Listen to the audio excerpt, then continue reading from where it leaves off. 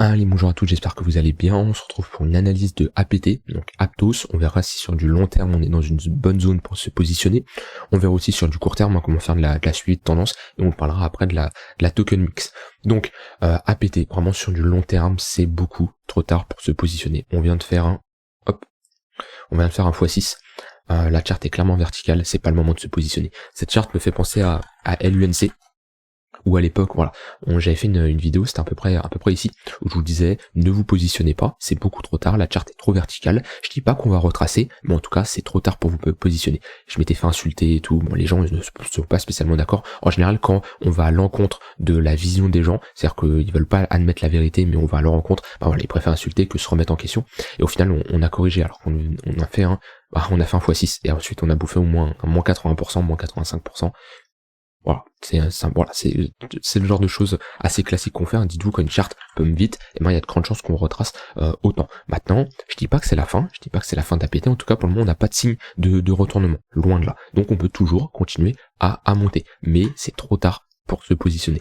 Pour se positionner, on place notre Fibonacci à minima, et c'est à minima. J'attendrai un retour dans notre zone de rechargement ici. Notre zone de rechargement longue entre les 0,118 et les 0,786. Donc voilà, c'est une zone de rechargement classique où en général les grosses institutions aiment bien qu'on aille la chercher pour poser un bottom dedans. Maintenant, un niveau très intéressant, c'est ce niveau-là, en confluence avec les 0,886. Là, on a un très gros support, et ça m'étonnerait même pas si je mets mon volume profile. Ouais, on a le POC qui est globalement sur les 0,186. Donc la zone entre les 5, entre les 4,5 et les 5,5 $, c'est une zone où si on y va, on aura un gros support potentiel. C'est un niveau très intéressant pour se positionner sur du long terme. Mais en tout cas, la charte là, c'est beaucoup trop tard pour se positionner. Maintenant, rien n'empêche de faire du swing trading. Par exemple, si je mets, on va mettre des indicateurs de suivi de tendance, des outils de suivi de tendance. Alors, moi, ce que j'aime bien faire des suivis de tendance, c'est avec des moyennes mobiles. Alors, je vais enlever ça pour le moment. C'est avec des moyennes mobiles. Donc ici, on a tunnel 4 heures en rouge, tunnel 1 heure en orange, et tunnel 15 minutes en jaune, en jaune blanc. Ici, on voit qu'on a des moyennes mobiles qui font office de résistance. On bute dedans, hop, et dès qu'on casse à la hausse, on inverse la tendance. Le 1 heure cross le 4 heures, et là, ça nous dit, ok, on change de dynamique, on était dans une dynamique baissière, on passe dans une dynamique haussière. Toujours jouer dans le sens de la tendance. Le marché descend, vous le shortez, le marché monte, vous le longuez. Donc ici, il y avait des opportunités. On voit que le tunnel 15 minutes, il fait office de support. Donc ça nous indique quoi? Ça nous indique, ok, le momentum est très puissant, on a un prix qui pump bien, et on a des moyennes mobiles court terme qui font office de support. Donc là, il y a clairement des acheteurs agressifs, il y a énormément de demandes, et on voit que le prix, voilà, il pose, on pump, on retrace dans le 15 minutes, qu'est-ce qu'on fait? Un W. Si je mets des points pivots, pareil, on peut chercher des confluences, hop. Voilà, alors je vais mettre en 1 heure. Voilà, on a des confluences avec des points pivots daily, on fait une structure W, paf, on pump. Qu'est-ce qu'on fait? On corrige dans le tunnel 15 minutes, hop, on pump. Là, on voit, ok, le tunnel 15 minutes, on commence à affaiblir, c'est-à-dire, on le voit sur les mouvements. Même si je mets le MACD, le momentum, on verra. Là, on fait un premier pump. Ensuite, un deuxième pump, on voit qu'entre ce sommet-là et ce sommet-là, il y a un gros écart. C'est-à-dire qu'il y a eu énormément de demandes. Là, on pump, mais ok, on vient chercher légèrement au-dessus, mais voilà, on voit qu'il y a moins, pareil, si je mets un MACD, il y aura sûrement des divergences ici. Voilà, ici, on voit qu'on commence à diverger. Alors que là, il n'y avait pas de divergence. Tac, on voit qu'on a fait un sommet plus haut. Donc là, on commence à diverger, ça nous disait, ok, attention, le momentum est plus faible. Ça veut pas spécialement dire, on se retourne. Ça veut dire que, ok, on va potentiellement range le temps de raccumuler, d'avoir une accumulation de remont, d'avoir de la demande. On corrige, on va chercher notre tunnel 1 heure, voilà. Donc, tunnel 15 minutes qui casse, grande chance qu'on retourne dans notre tunnel 1 heure. Pareil, si le tunnel 1 heure avait cassé, grande chance qu'on serait retourné dans le tunnel 4 heures. Et après, à vous de jauger en fonction de vos unités de temps. C'est-à-dire que le 4 heures, ça va être plutôt sur du swing trading, et le 15 minutes, ça va être sur du day trading, voire, ouais, peut-être pas scalping, mais on va être entre les deux, hein. On va être sur du 5-15 minutes, et le 1 heure, ça va être globalement entre les deux. Dans le tunnel 4 heures, ça sert à rien de vous positionner sur du 5 minutes, hein, mais voilà, c'est pour vous faire comprendre. Et là, qu'est-ce qu'on fait? On corrige, on arrive dans notre tunnel 15 minutes, on le casse, et hop, on a un point pivot qui fait office de support. Et on voit globalement, la tendance reste haussière. Donc là, pareil, on a bien pump, toujours les creux, on est toujours dans une tendance haussière. On voit, si je me mets en 4 heures, on a des creux et des sommets de plus en plus haut, c'est clairement visible.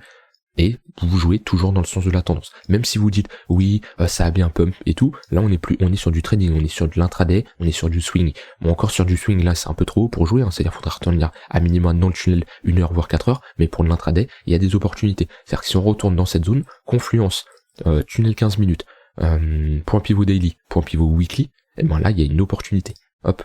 En plus, ici, on revient chercher notre ligne de coup du précédent W, la zone des 16,4$, c'est un gros support. Si on y va avec en plus une divergence haussière, on structure quelque chose de bullish, ou n'importe quelle condition que vous voulez utiliser, et ben là, il y aura clairement une opportunité pour se positionner. On peut rentrer, or soit vous êtes agressif et vous allez mettre ici votre stop loss sous le précédent creux si on structure quelque chose de bullish comme un W. Donc c'est-à-dire que voilà, si je prends un exemple, un W comme ça, hop, vous jouez sur la clôture à la cassure et vous placez votre stop loss légèrement sous le précédent creux. C'est assez risqué, il y a de grandes chances qu'on vous chasse s'il y a un peu de volatilité. Sinon vous pouvez la jouer un peu plus safe et mettre votre stop loss sous ce précédent creux là. À vous de juger en fonction de vos risques, de votre profil, de votre psychologie. Mais voilà, suivi de tendance, on est toujours dans une dynamique haussière. Maintenant on va voir si cette dynamique faiblit. Pour ça, pareil, on utilise le MACD.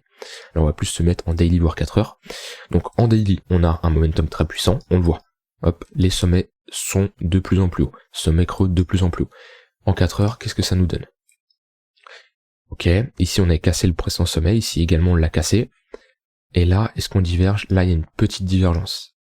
Elle n'est pas encore validée, ça dépend pareil. Est-ce que comment vous validez les divergences? Est-ce que vous attendez qu'on crosse les zéros? Est-ce que vous attendez qu'on forme ce gros M sur le MACD? Ou vous allez jouer agressif et vous dire, ok, là, elle est validée. Ça dépend toujours de votre profil. Mais on peut commencer à avoir de la divergence potentielle qui nous dit, ok, le marché peut se calmer. Ça veut pas nous dire que, ok, c'est la fin, on repart en tendance baissière, mais ça peut nous dire, ok, on va consolider, rentrer dans un range, voire former une sorte de compression sur le MACD pour avoir une continuation haussière. Maintenant, à quel moment on peut parler de top de marché? Et ben, si on commence à avoir une structure en M, un M qui se dessine, donc un creux, un sommet, un creux, un sommet plus bas que le précédent et un creux plus bas que le précédent, là on pourra parler de, ok, tendance qui se retourne, et la première chose à faire quand on retourne comme ça une tendance, c'est d'aller chercher notre premier arrêt, les 0,382, qui sont en confluence là avec cette zone de demande. Donc pareil, on peut changer, inverser la dynamique, passer en dynamique baissière, corriger, aller chercher ces 0,382, et si on a vraiment des acheteurs qui veulent reposer un bottom assez rapidement, c'est sur ces 0,382 qui devront le faire, et après on pourra continuer notre poursuite haussière. Si ces 0,382, on voit que globalement on ne fait pas des W, on a des vendeurs qui sont toujours là, on fait des creux et des sommets de plus en plus bas, et ben il y aura de grandes probabilités d'aller chercher une autre zone de rechargement. Toujours s'adapter, voir est-ce qu'on a des moyennes mobiles qui tiennent, est-ce qu'on a des supports qui tiennent, ou est-ce qu'on a vraiment des vendeurs qui sont très agressifs et qui cassent tout simplement les voilà, on le voit, hein. Hop, je vais revenir, on le voit ici, voilà. Là, on n'est pas dans une tendance haussière. Les creux et sommets sont de plus en plus bas. Et voilà, on voit qu'on a notre 4 heures qui est au-dessus, notre 1 heure qui est en dessous, et notre 15 minutes qui est tout en bas. Donc là, on a un exemple de dynamique baissière. Si on commence à avoir un switch des tunnels comme ça, le 1 heure qui crosse le 4 heures, même le 15 minutes qui crosse le 1 heure, on peut avoir un signal qui nous dit, ok, la tendance peut s'inverser. Toujours s'adapter en fonction du court terme ou moyen terme. Voilà, globalement, j'ai terminé ce que je vais avoir envie de dire sur l'analyse technique de APT. Alors, d'un point de vue tokenomics, sur CoinGecko, on a 160 millions de tokens en circulation, une offre totale de 1 milliard. Alors l'offre totale, c'est pas l'offre max, hein, c'est-à-dire qu'on a une offre totale, mais l'offre max, c'est voilà, comme le BTC. Le BTC, on sait qu'il y en aura 21 millions, pas un de plus. Là, APT, ils ont dit que voilà, j'ai plus le nom du créateur, mais ils ont dit ok, on met en total supply 1 milliard, mais à arriver à ces 1 milliard, rien ne nous empêche d'avoir toujours de la création de tokens pour l'augmenter. Donc on est sur un token inflationniste. Alors c'est pas parce que c'est inflationniste que ça y est, c'est la fin, c'est pas bon d'investir dedans, mais ça veut nous dire que ok, on n'aura pas une offre max, on n'aura pas un token qui sera soit une offre limitée ou déflationniste. C'est-à-dire qu'on peut toujours avoir l'émission de tokens. Ce qu'il faut voir, c'est comment on va être gérée cette inflation. Est-ce qu'on va être sur l'hyperinflation, l'émission de tokens et on va taper des 300-400% d'inflation par an, ou là c'est beaucoup, ou si on va faire une petite inflation, une petite émission de tokens. Je suis toujours se renseigner. Alors je vais traduire en français. Hop. Comment a été répartie la distribution des jetons? Alors on en a eu 51% pour la community, 13,5% pour les investisseurs. C'est pas beaucoup, hein, c'est pas beaucoup. Moi j'aime pas ce genre de répartition de tokens. Je suis vraiment pas fan. En général, ouais, la tokenomics est pas très jolie sur APT quand je vois ça comme ça. Ouais, 13,5 pour les investisseurs, c'est pas terrible. Là on a des infos. L'offre totale initiale d'Aptos est fixée à 1 milliard sur le réseau principal. Ok, l'approvisionnement en Aptos peut augmenter en fonction de son mécanisme. Donc voilà, l'approvisionnement en Aptos peut cependant augmenter. Remets-moi ça en français. Donc ça nous dit que ça nous montre bien qu'il n'est pas limité, hein, vu qu'on a ça peut augmenter tout simplement en fonction du mécanisme de jalonnement. Le taux de récompense maximum 7% par an. Ok. Et je voulais voir ça aussi. Donc là on a nos 51% de la communauté, donc 510 millions de tokens. Ok, je suis vraiment pas fan de la distribution des jetons. Aucun APT disponible pour les 12 premiers mois, donc sur les 1, en gros ils sont lock. Ok, on a des tokens qui sont bloqués sur les 1 million. C'est pour ça qu'on a nos total supply sur nos 1 milliard, pardon, je galère. Sur nos 1 milliard, c'est pour ça qu'on a 160 millions de tokens en circulation. Et du coup, les 12 premiers mois, on n'aura aucun APT disponible, à part ceux qui ont été mis. Donc ceux-là, ici, les 125 millions plus 5 millions plus 1 120e. Donc ceux qu'on a là, hein, cette circulating supply, qui est pour le moment en circulation, c'est-à-dire à l'instant T, c'est l'offre qui est en circulation, l'offre qui est disponible à l'instant T. Et ici, qu'est-ce que je voulais voir, du coup les 12 premiers mois, on a des tokens qui sont bloqués, et après on a une émission de jetons. Donc là déjà là actuellement c'est plutôt que l'offre et la demande qui fait bouger le prix. Quand on aura l'émission de tokens, on aura une offre un peu plus puissante. Après c'est assez faible, on n'a pas une hyperinflation. Ouais. Chaque mois, ok. Ok. Moi franchement je suis pas fan de la distribution de tokens. Après c'est toujours subjectif à chacun. Mais après je vous dis pas de pas investir dessus, mais pour moi c'est le genre de choses qui pourrait me freiner pour investir sur du long terme sur ce genre de token. Par contre, voilà, ça va pas impacter du 4 heures, du 1 minute pour faire du trading, du suivi de tendance. Voilà, j'ai dit tout ce que j'avais envie de dire, hein, on va pas aller détailler le projet. De toute façon, si vous voulez voir ça, vous pouvez aller ici, sur le site. Après, déjà, bon, je vais pas rentrer dans les détails, mais on peut avoir quelques informations. Déjà, est-ce qu'on a un white paper? On a un white paper, ça c'est une première information. Hein, c'est-à-dire un site sans white paper, vous pouvez fuir. Est-ce que le site est visuellement attractif, on va dire?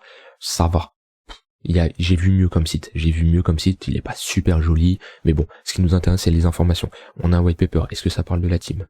C'est ce qu'on veut. On a des noms, on a des visages, on peut se renseigner sur ces personnes-là. Qu'est-ce qu'ils ont fait avant? Est-ce qu'ils ont déjà développé des projets? Voilà, ça c'est intéressant. Voilà, après, est-ce qu'il faudrait trouver la roadmap aussi? Qu'est-ce qu'ils envisagent de faire? Tout ça, c'est des informations à se renseigner avant d'analyser vraiment sur du long terme, sur du très long terme. On se renseigne plus sur le fondamental que la technique, bien que là, on est beaucoup trop pour se passer. Mais voilà, j'ai terminé. Ok, signing. Ah ouais, ok. J'aime pas les sites où on se connecte. Je préfère en général connecter un wallet ou autre, mais ok. Et on peut se connecter sur leur site. Bon voilà, j'ai dit tout ce que j'avais envie de dire sur Aptos. N'hésitez pas à me dire vous ce que vous en pensez, est-ce que vous êtes dedans ou pas. Et on se retrouve demain pour une prochaine vidéo. Bye bye.